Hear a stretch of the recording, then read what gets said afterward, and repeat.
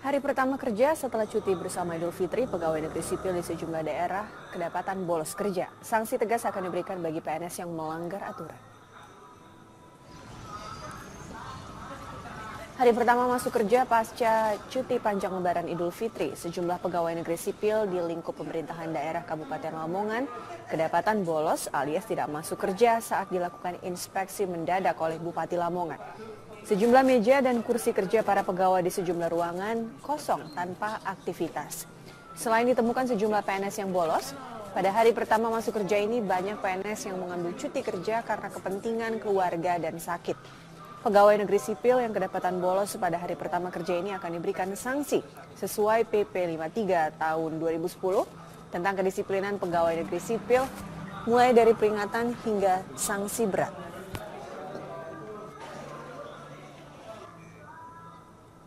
Sementara itu di Kabupaten Toli-Toli, Sulawesi Tengah juga kedapatan banyak PNS yang bolos kerja serta terlambat masuk kantor. Dari 5.000 PNS, sekitar 200 PNS di kabupaten ini masih membolos masuk kerja alias mangkir. Saat dilakukan inspeksi mendadak, Wakil Bupati Toli-Toli memberikan teguran keras serta akan memberikan sanksi tegas berupa menunda kenaikan pangkat bagi PNS yang melanggar aturan. Selain itu, saat sidak juga ditemukan sejumlah kantor pemerintah yang tidak memiliki daftar hadir PNS. Seperti di catatan sipil, juga banyak, ada berapa orang. Setiap usai Lebaran, tingkat urbanisasi Jakarta selalu mengalami peningkatan. Ribuan pendatang mengejar mimpi di Jakarta. Tidak sedikit bahkan yang gagal dan menimbulkan masalah baru di ibu kota. Bupati Brebes, Jawa Tengah bahkan mengimbau warganya untuk tidak lagi mengadu nasib di Jakarta. Ada yang berbeda dilakukan Bupati Brebes, Jawa Tengah di hari pertama kerja usai libur Lebaran. Bupati Iza Priyanti turun ke jalur Pantura menghimbau kaum urban untuk tidak pergi ke Jakarta. Alasannya di Kabupaten Brebes sendiri sekarang banyak lapangan pekerjaan. Ya, kami pemerintah daerah menghimbau karena dengan adanya kucuran dana dari pemerintah pusat untuk desa-desa kita ya, dari dana desa ini kan sebenarnya mampu memberdayakan masyarakat desa untuk mereka bisa bekerja di lokasi kita. Terus dengan adanya pabrik yang telah kita bangun, garmen, juga pabrik Adidas ya, terus perusahaan-perusahaan yang lain, kami menghimbau kepada masyarakat yang mau urban atau yang bekerja di luar Kabupaten Brebes yang tujuannya Jabodetabek, harapan kami mereka sadar untuk kembali lagi untuk segera bisa membuka usaha maupun bekerja di wilayah kita.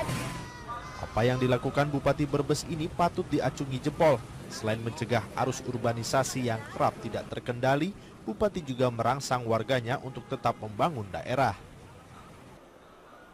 Berakhirnya mudik Lebaran biasanya membawa masalah baru bagi ibu kota. Banyak dari kalangan pemudik kembali menantang ibu kota dengan bermimpi mencari peruntungan di Jakarta.